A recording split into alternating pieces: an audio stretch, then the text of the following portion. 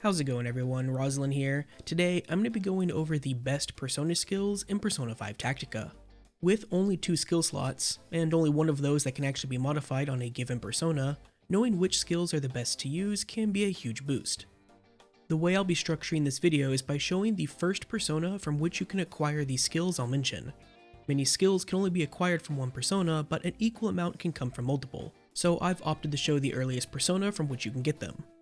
Also, since this will be about simply showing the best skills and not how to pass them around, I won't be showing fusions like I have in my fusion guides from the past.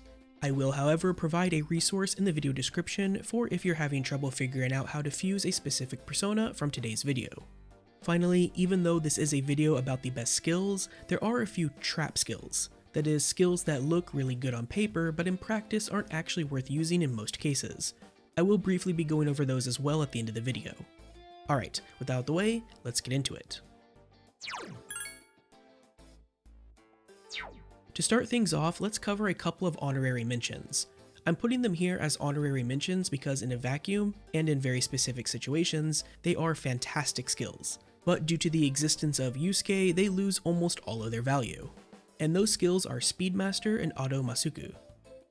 Speedmaster comes from Matador, which can be fused as early as level 24 and lets the user start with Tsukukaja at the beginning of battle. And along the same lines as Auto Masuku, an in-game skill that provides Masukukaja at the beginning of battle and can be acquired from Arda at level 93. Tsukukaja is a fantastic buff that increases the character's movement, and movement just happens to be the best stat in the game. However, Yusuke learns Auto Masuku from his skill tree, and by including him in your party, something you'll want to be doing whenever possible, you remove the need to get the effect from Persona skills.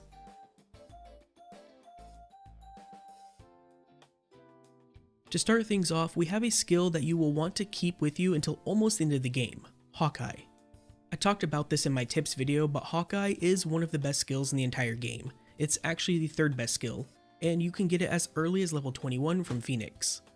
Hawkeye extends the range of your ranged attacks by 1 square, and unlike the Tsukukaja buffs from Speedmaster and Auto Masuku, Hawkeye stacks with similar effects. It really can't be stated enough just how good this skill actually is, and it won't be until level 87 that you finally get a replacement for it. Next up are Treasure Hunter and Easy Money. As is tradition at this point in Persona and SMT titles, money is the biggest bottleneck and gatekeeper of player power, and these 2 skills increase the amount of money you get after a battle. Treasure Hunter comes from Sandman at level 23, and will be your go-to if you need to get a bit more cash to buy new weapons or fuse Persona early, and then later on at level 51 you can upgrade to Easy Money from Ganesha. These all do stack with each other, so having 3 available when you need them is definitely worth it, especially since Tactica can be kind of stingy with money. Brightening Star from Decarabia at level 34 is another excellent skill to have that increases the rate at which the voltage gauge fills, allowing you to make more frequent use of powerful voltage skills such as Joker's Phantom Judge or Arena's Flag of Freedom. And at level 65 you get a direct upgrade to this skill in Heavenly Gift from Oberon, which further increases the rate at which the voltage gauge fills. Trigger Happy from Red Rider at level 39 is a nice skill to have access to for boss fights in particular. Boss encounters in Tactica can be quite long, especially on harder difficulties, making the stacking damage bonus from Trigger Happy quite appealing. Normal encounters cause the skill to lose a lot of value though, since most of your damage in those battles will come from all-out attacks, but due to how valuable it is for bosses, it's a nice skill to have access to.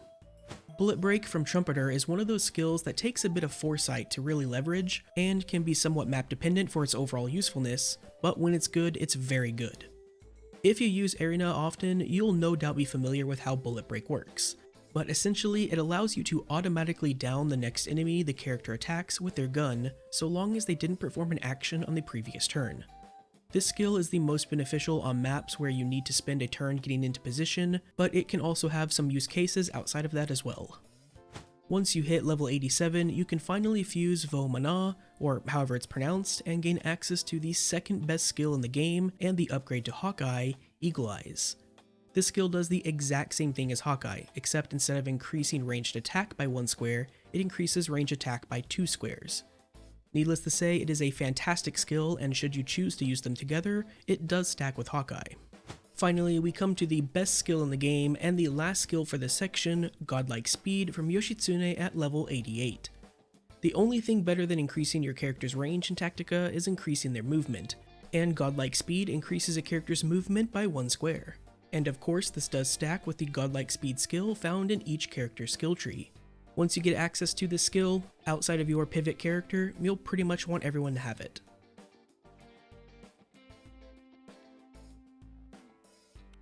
Alright, let's cover some skills that may seem good on paper, but ultimately just aren't very useful.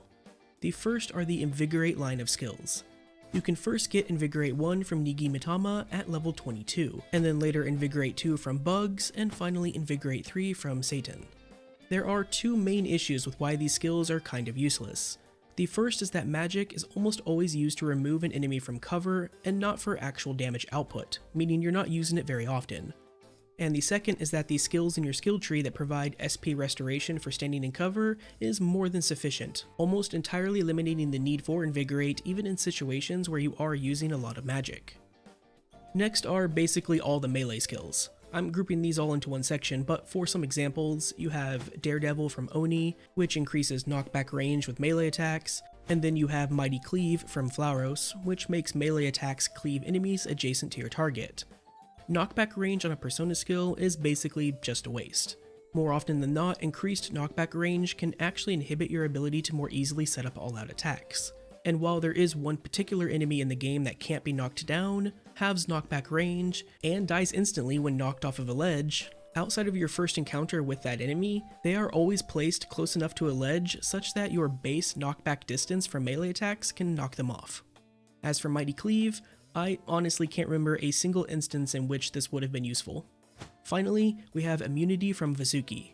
Immunity provides, well, immunity to status ailments. Now this seems like it could be fantastic, especially in a game where status ailments have a 100% chance to hit. However, enemies simply don't use skills that apply status ailments often enough for this to be worthwhile. In fact, after getting 100% in the game on Merciless, I can count the number of times one of my characters was hit with a status ailment on one hand, and all of those instances were before I could even fuse Vasuki, making the skill one of the more deceptively useless skills in the game. And that'll do it for the best skills in Persona 5 Tactica. If you found this video helpful and informative, please be sure to leave a like on the video and consider subscribing if you haven't already. My next video will be showing how to make the best persona in the game, and subscribing to the channel is the best way to make sure you don't miss it. Also, if you have any questions about this video, Persona 5 Tactica, or any other game that I cover, feel free to hit me up over on Twitch at twitch.tv/RosalindGaming, or my Discord server, both of which are linked in the video description below. Until next time, take care.